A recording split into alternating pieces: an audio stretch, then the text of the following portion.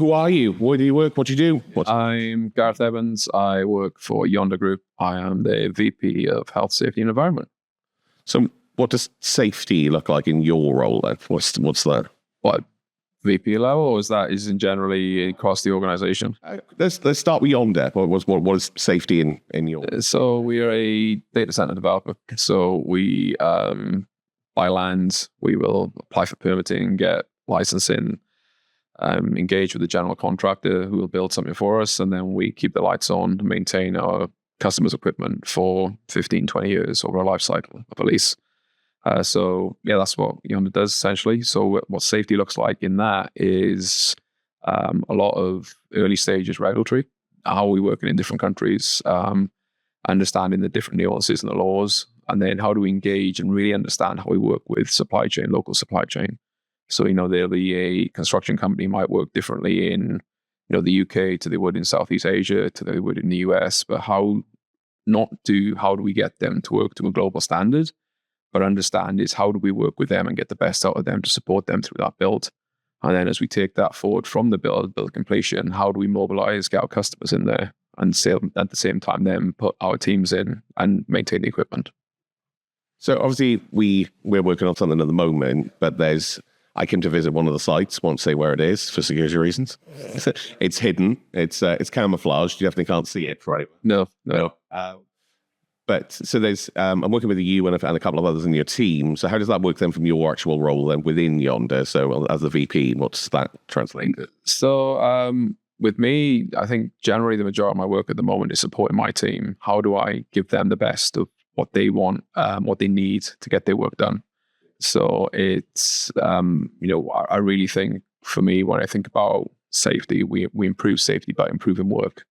So if we can put the best triggers in place or the best controls or processes in place where good work's done, it allows people to make better choices and get better results. I think for me, being a massive tech nerd, obviously what you do is really, really cool, right? So the way you work, and it's interesting going across all of the kind of client bases we have, working in such different industries. Within Yondr, so what are their? How do I say that? How would you describe Yondr's product? Because Yondr are a big company, obviously are well known and are also not known at all. So yeah, when we met, we worked for Yondr. I knew who that was, but I wouldn't say that necessarily. Yeah, I think so. It's not necessarily about Yondr, the organization, because we're not that. It's probably, let me rephrase that. So what we do, we'll house critical information about customers. So if you think of everything that people rely on, especially in the UK now, where data centers are deemed critical infrastructure. So everything from hospitals, transport networks, airports, all these critical infrastructure part of the UK is supported by data centers because they need the information. And then you look at it currently, the last year or two, the kind of buzzword at the moment, AI. There's how people want more data, they want more access to that. It's just a demand. The demand far outweighs the supply at the moment. So that's where we kind of come in to support our customers' growth. It's a pretty fast-growing industry, really. I mean, I saw some stats on how much information is just created by Meta, kind of just within a day. It's you're looking at the amount of information, data created within 20 years is now being created daily, and shared, which is absolutely mad. And that translates into safety then within the community. So one of the things that I love about like these events, so that this event specifically is the community sense of it, and how important do you feel that it is that we keep talking amongst?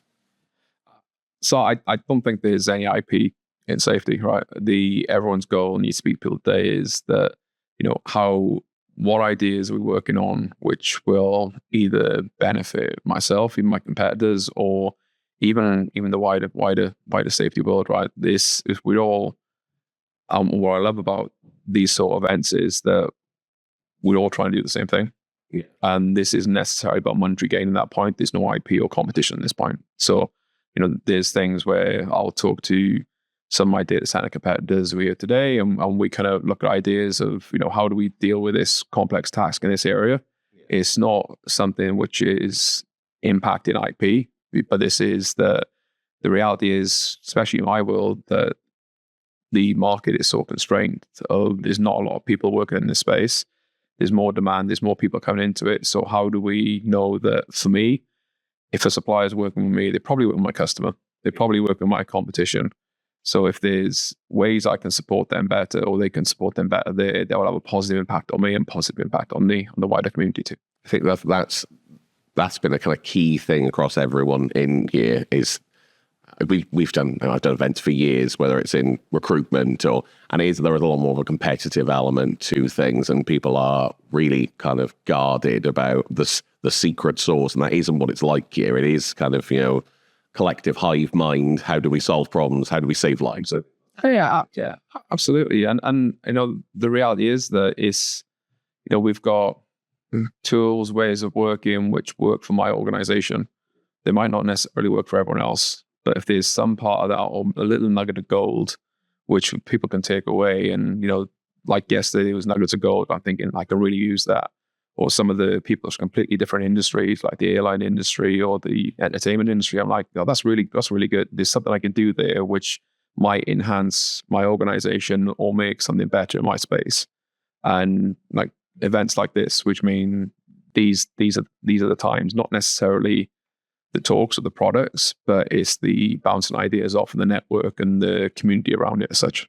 Well, I think you see that last night, right? Everyone kind of the evening entertainment comes in, and I think the UK one of these events and the Europe one of these events is a little bit more of that. I think that community is maybe a little bit more, not the people within it, but the community has matured a bit. That the events have been going on long enough that everyone knows each other, everyone mingles, and I think that we see last night. There's Stuart will hopefully be on this. We're talking to him.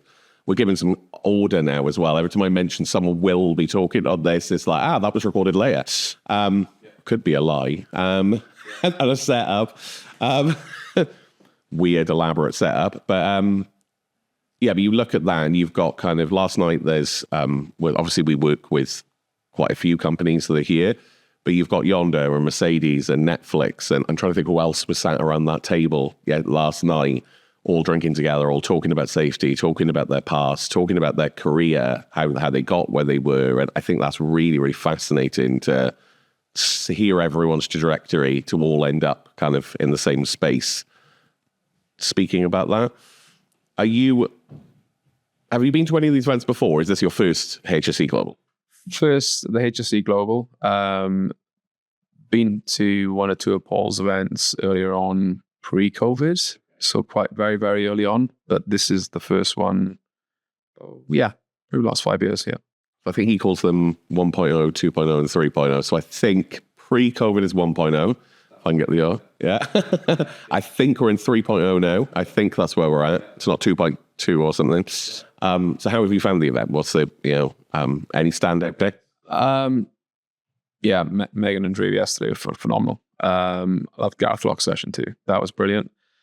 What I like about these events is it's not too intense. It's not feel like we packed in from 7 o'clock in the morning until whatever time of night, and there's back to back to back to back. You got that sub time where you can think, reflect, and go away. And it's not trying to be something it's not. It's very clear the objective, what we want to do, and Paul's been great of how do you pull this together in the space too. Yeah, I think he's built quite big relationships with a lot of. It's really weird to see someone organise an event, and it's such a friendly, family-orientated kind of, even suppliers mixing with the delegates, with Paul and Katie and the team. There, everyone is so intertwined here. I think it's brilliant. So, is there anything that you're going to take home from any of these and implement? Is there anything that you're kind of like, right, I want to see if that works for us? Not sure yet. That's completely honest. There's a few things which triggered me of I want to try, and I wouldn't say want to try is probably the right word, but considering. And usually for me, and this is just how I'm wired, I'll think about it. I'm probably in a few weeks to think, yeah, that's where that would fit. Yeah. As opposed to going away with my shiny new toy like a magpie and saying we're going to do this tomorrow. I'm a bit more soak time reflection. Yeah, I think the sales timeline for as a supplier in these events is really weird. It's really unpredictable because you kind of meet someone, and like when we were at Ruth in the first event, that was an immediate. Ruth had a problem. I had a slide on my deck that was on my stand that said I can do that thing, and it was. The slide probably shouldn't have been in the deck for a safety prize. It was just there, and Ruth went past, and that turned into an immediate thing. But then some of the conversations that we've had have been much longer burn. They've been kind of we want to try and do this, and it's taken a lot longer. And so it's a bit unpredictable in that sense. I think also the speakers, because there's such strong speakers at these events, they get people thinking. And if you happen to be a supplier who can solve that problem, it's almost like the speaker goes, Yeah. Oh, by the way, so-and-so's out. Yeah. They do that bit. So your career then coming into this, we had a little chat about that earlier. So you've ended up where with Yondr, but we've had chats about lots of incidents you've had globally, which we won't bring up on the. So I guess. We learned from that. So my career is obviously failed mariachi musician. That's the. We're going to definitely get this. We'll get there eventually. Yeah. So no, that's for something else. But yeah, I guess my journey in Yondr since 2019 when kind of Yondr came out the ground, essentially, I feel that I've grown with the organization. So it's been. Had all the opportunity I had in Yondr where there was nothing there before it. So this was, for me, like one of these once in career opportunities where I can build something or put my ideas into place and see that grow and build people around me who are brighter than me and support them to build something which supports an organization's growth from, a single project to a global organization. And, lots of mistakes along the way, lots of things where I'm thinking, if I did this again, I'd do it differently. But, I feel, and this was talking to some of my team recently, there's a lot of work in the last 5 or 6 years I can be really proud of. And, the way we've worked and what we've learned from that process has been phenomenal here. I think that's really interesting. I think, yeah. So what is your plan for the rest of the afternoon then? Is there anyone you're looking forward to this afternoon? Rest of the afternoon, I want to see the Grenfell talks and I have a workshop with Ruth later this afternoon. So that's that. And then finish off with Anna and Stuart and 90 Treacle. Well, there we are. So when this is being edited, remind that there will be B-roll of that chat with Ruth and you. I'm going to cut this in at this point, just a little snippet. So just so we were looking at the end, and there's a reminder of, those two things line up. And then there's the anti-treacle stuff. You've been going on that as well. So I've seen you kind of the LinkedIn posts around that. Yeah, and I think that's the kind of wider community stuff with the LinkedIn network that Anna's built. So the team around that, we kind of have our safety share once a fortnight. We get together and when Anna said that her and Stuart are setting the podcast up, there's a lot of ideas bounced back and forth and just naturally felt like something we want to do and support. Yeah. Amazing. Well, let's hope that you're going to be at some of the other events. So we've got Prague at the end of the year, Saudi Arabia, Riyadh. Yeah, there we go. I'm just having a moment there of, I'm not sure where it is. So both of those are still. Are you coming to any of the others this year? No plans the rest of the year yet. Okay. Definitely. Also, maybe. Yeah, let's try and catch him in Prague at the end of the year and do another one and see where we're at. Hopefully our project by that point is over the line and we can show a little bit of that. That'd be pretty cool. Yeah. No, thank you, Di. Cheers. Thanks.